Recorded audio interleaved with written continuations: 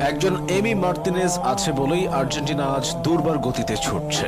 এমি আছে বলেই আর্জেন্টিনা হাঁটতে ভুলে গেছে। তার গ্লাভস যেন মাকড়সার জাল। তিনি চীনের মহাপ্রাচীর।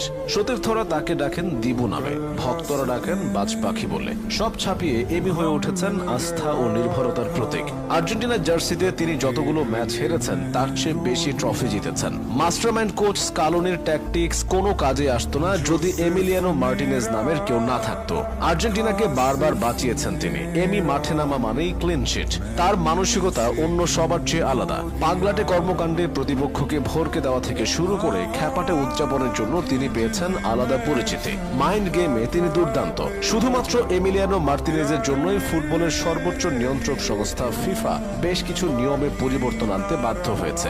এখন থেকে গোলকিপাররা পেনাল্টি নিতে আসা প্লেয়ারের মনোযোগ নষ্ট করার মতো কোনো কাজ করতে পারবেন না। পেনাল্টি নেবার সময় বাড়িয়ে দেরি করিয়ে দেওয়া যাবে না। গোলকিপাররা গোল পোস্ট এবং নেট ছুঁতে পারবেন না। একজন এমি মার্তিনেজ আছেন বলেই এত সব কাণ্ড ঘটছে।